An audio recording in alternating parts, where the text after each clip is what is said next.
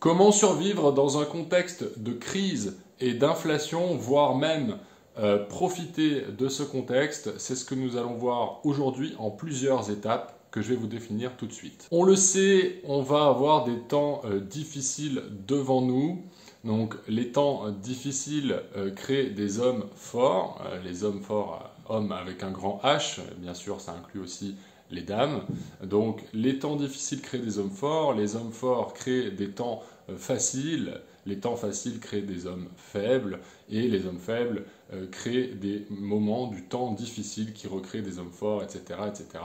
Donc là, il va falloir être fort, mais par contre, il y a certaines opportunités, et quand on a les bons principes de base de l'investissement en tête, on arrive à quelque chose à la fin. Il y a vraiment des gens en ce moment qui galèrent clairement, donc qui ont leurs factures qui s'allongent, qui n'en finit plus, des dettes et des crédits dans tous les sens, pas forcément dans le bon sens du terme comme on pourrait l'entendre ici sur Analysimo. Analysimo d'ailleurs, j'en profite, la chaîne des investissements réels et rentable, gagnant sur le long terme. Vous êtes plus de 80% à ne pas être abonné, à suivre régulièrement les vidéos. Donc abonnez-vous, c'est gratuit. Donc voilà, quand on a des dettes, quand on n'a pas forcément les règles de base de l'investisseur, même si on n'a pas le temps, c'est toujours important de connaître les principes. On ne nous l'apprend pas à l'école, donc du coup, il faut un peu se renseigner et consacrer un certain temps par semaine, 2 heures, 3 heures, à l'auto-formation. Il y a plein de contenus gratuits sur YouTube, il y a plein de contenus gratuits sur des blogs, sur des choses très intéressantes. Et ça, c'est indispensable. Je vais essayer de vous donner quelques billes aujourd'hui, des espèces de drivers, des axes, des directions à suivre, quelles que soient les décisions, quelle que soit l'allocation d'actifs de portefeuille que vous faites. On sort un peu du cadre de l'IMO, mais vous verrez qu'il y a des similitudes. Si vous êtes dans la situation où vous êtes financièrement en train de galérer, vous allez aimer le principe de la pyramide de Maslow. Donc c'est le premier principe que je voulais vous évoquer aujourd'hui, et vous verrez qu'il est découpé en plusieurs sous-principes, et c'est les étapes de cette vidéo, avec quelques parenthèses que nous allons bien sûr donner au fur et à mesure de l'explication. Chaque être humain a des besoins qu'il va classer en priorité. Et ces priorités vont définir en fait l'allocation financière qui va découler de ses revenus, même de ses non-revenus, dans le cas d'une personne qui est en difficulté.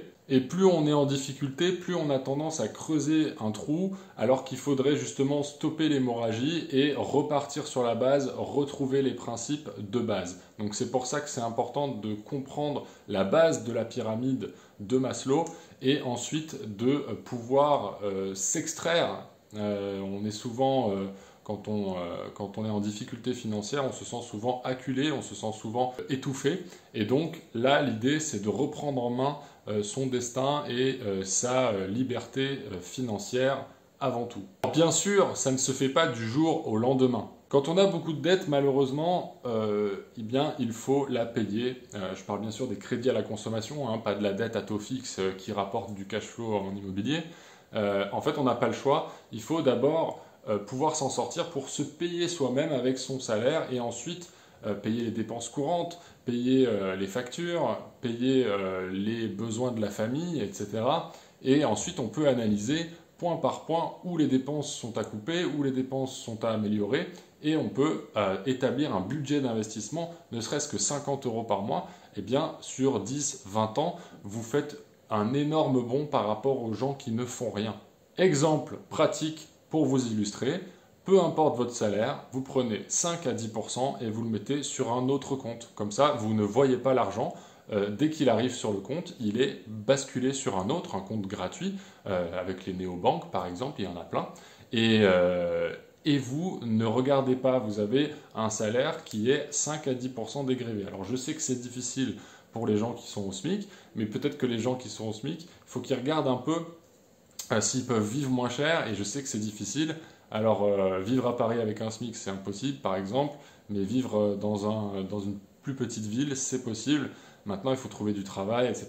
Donc Voilà, tous les principes généraux que j'évoque ne sont pas forcément valables pour tout le monde, mais s'ils sont implémentés, ils fonctionnent. L'important, c'est la discipline. Et quand on n'a pas le choix, eh bien, il faut soit réduire les dépenses, comme on l'a évoqué, mais on peut aussi trouver des moyens de augmenter un tout petit peu, de faire des side projects, d'avoir des revenus complémentaires. Donc moi, je parle d'immobilier, mais il faut déjà avoir de l'argent pour investir dans l'immobilier, évidemment. Donc on l'a traité déjà dans des précédentes vidéos. Et par contre, vous avez tous une expertise, que vous soyez maçon, que vous soyez ingénieur, que vous soyez prof de quelque chose, vous pouvez tous aller faire un blog, faire un site internet, etc. Aujourd'hui, on a la chance avec internet, avec les technologies de faire des choses quasiment gratuitement. Moi, par exemple, pour la chaîne YouTube ici, je paye presque rien. J'ai juste un abonnement pour les mots-clés, j'ai un abonnement pour certaines plateformes de réservation de calendrier pour mon agenda, mais c'est tout. Ça coûte vraiment que dalle. Donc l'idée, c'est de trouver un domaine d'expertise, de tester par exemple pendant 6 mois, et vous verrez qu'au bout de 6 mois, vous allez implémenter des choses ultra intéressantes, même si au début, c'est vraiment pas facile. Après, on se sent vraiment fier et méritant. Le premier principe étant dit, le deuxième principe en découle, et vous allez voir que c'est aussi intéressant et c'est tourné d'une manière différente. En fait, il faut tout simplement gagner plus que ce qu'on dépense, gagner plus que ce qu'on dépense pour son foyer, pour sa famille. En fait, c'est juste la base et c'est gagnant sur le long terme. Une fois que vous avez gagné plus que ce que vous dépensez, vous pouvez investir la différence. Donc il faut dépenser moins que ce qu'on gagne, peu importe ce qu'on gagne, combien on gagne, vraiment. Et je comprends bien sûr que pendant des périodes inflationnistes, donc avec des augmentations de prix à la consommation de toutes les choses nécessaires, je comprends que ce soit pas facile, je comprends qu'il y ait des dettes à payer, la résidence principale, etc. On s'est tous jetés dessus entre 2020 et 2021, mais réfléchissez bien à la stratégie que vous voulez avoir, non pas sur 5 ans, mais sur 20 ans.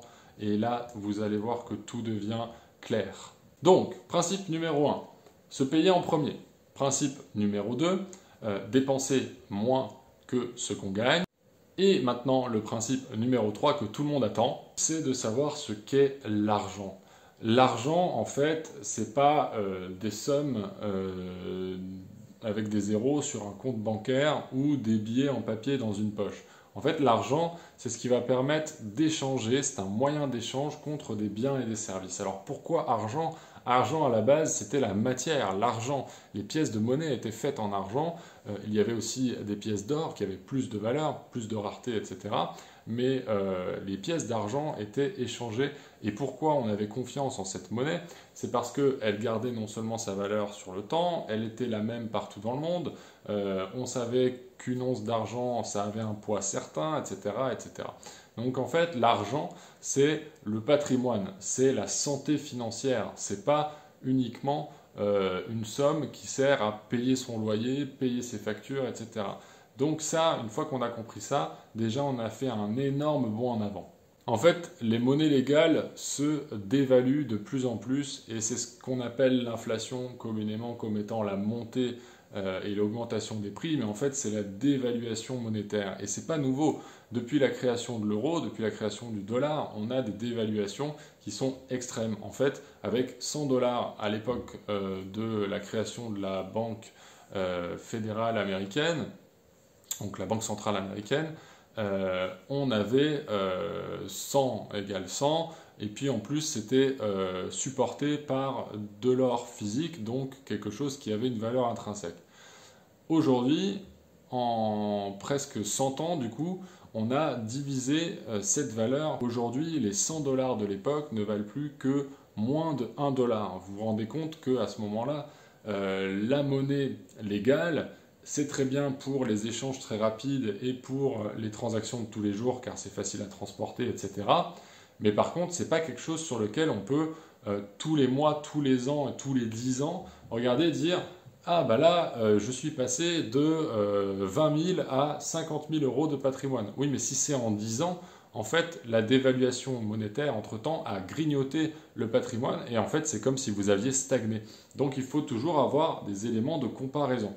Par exemple, calculer la valeur de son patrimoine en studio parisien de 20 mètres carrés, ou calculer la valeur de son patrimoine en nombre de vaches qu'on aurait pu s'échanger à l'époque du Moyen-Âge, parce qu'avant, une vache avait une valeur, par exemple, d'une once d'or, et du coup, c'est plus simple, par exemple, de prendre une once d'or, ou bien de regarder combien de bitcoins valent les biens immobiliers qu'on a, ou l'argent sur son compte.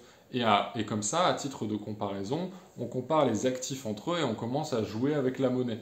On peut aussi comparer les monnaies entre elles, mais comme chaque monnaie n'est pas adossée à quelque chose qui a une valeur intrinsèque, elle est juste adossée à un pouvoir politique et à des choses flottantes, c'est les monnaies flottantes, en fait, ça n'a pas vraiment de sens, même si le dollar aujourd'hui est l'actif le plus prisé parce qu'on s'attend à une crise. Voilà, donc un peu tout ça, ça vous donne comment évaluer son patrimoine et comment s'en sortir financièrement. Ça ne sert à rien d'épargner. Tout à l'heure, on parlait de la différence entre l'argent qu'on gagne et l'argent qu'on dépense. Ça ne sert à rien de faire la différence entre les deux et de le mettre sur un compte bancaire pour se réveiller dans 20 ans avec en fait quelque chose qui s'est évaporé. En fait, justement, c'est pour ça qu'il faut investir la différence, bien sûr en gardant une épargne de précaution. On dit souvent qu'il faut 3 à 6 mois de dépenses sur son compte bancaire pour pallier à tout éventuel aléa et à difficulté dans la vie, c'est évident. Mais par contre, une fois qu'on a fait ça, eh bien, il faut investir la différence avec ce que vous êtes à l'aise de faire, avec des choses qu'on vous conseille, du moment que vous avez la mesure des choses et que vous êtes financièrement alerte sur les sujets. Et quand je dis investir, ça peut être aussi épargner. Alors je vais partir sur des concepts un peu différents. Aujourd'hui, on sait que l'investissement, ça va être plus être des classes d'actifs à risque, style les actions, les obligations, l'immobilier, les crypto-monnaies, etc. Ou les startups, donc l'equity, les parts sociales de sociétés non cotées, pour être très franchouillard.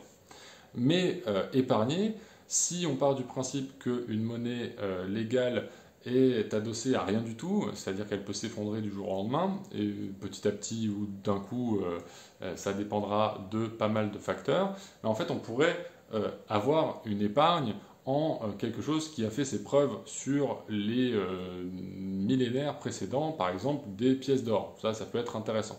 Ou alors on pourrait avoir sur quelque chose qui est révolutionnaire et qui n'a pas été hacké, qui a vraiment une valeur intrinsèque, même si je sais qu'il y a pas mal de détracteurs de cette théorie, comme le Bitcoin. Vous voyez, vous pouvez avoir une petite épargne de 1 à 2% de votre patrimoine dans ces choses-là, juste au cas où vos billets et sur votre compte bancaire, ça ne servent à rien de stocker des choses qui sont virtuelles en fait.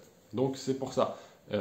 Investir la différence entre ce qu'on gagne et ce qu'on dépense, c'est pas forcément prendre un risque. Ça peut être aussi épargner, mais pas en monnaie ayant cours légal, puisque ce sont des monnaies qui sont dévaluées et qui perdent de leur valeur sur le temps, donc vous êtes certain de perdre. En fait, le seul intérêt de garder du cash aujourd'hui, c'est pour les dépenses courantes, donc pas beaucoup, et pour éventuellement profiter d'un crack immobilier, d'un crack boursier et de décotes sur les actifs. Donc c'est juste du court terme. Une fois que vous avez fait ça, que vous êtes payé en premier, que vous avez dépensé moins que ce que vous gagnez et que vous avez soit épargné dans autre chose que de la monnaie classique, soit investi dans des actifs un peu plus à risque, vous allez avoir un espèce de cercle vertueux où vos revenus vont contribuer à vos dépenses courantes, vos investissements vont dormir ou se réveiller et être exceptionnels, et votre épargne va être dans autre chose que de la monnaie classique, qui va peut-être aussi s'évaluer par rapport à la monnaie classique. Et ensuite, vous allez pouvoir faire des conversions et regarder un peu les cycles, parce que l'économie, ce n'est que des cycles, et l'investissement s'inscrivant dans l'économie, c'est aussi des cycles avec des actifs surévalués, des actifs sous-évalués. Il n'y a pas beaucoup de classes d'actifs, il y en a 6 en tout.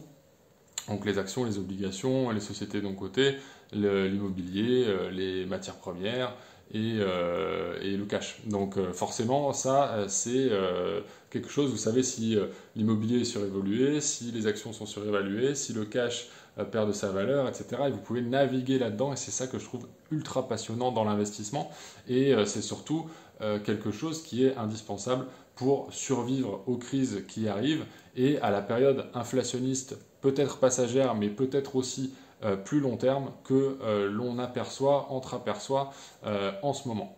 Donc voilà, c'était Analysimo, la chaîne des investissements réels et rentables qui sont gagnants sur le long terme. Abonnez-vous, encore une fois, vous êtes plus de 80% à ne pas le faire, c'est gratuit, faites-le s'il vous plaît.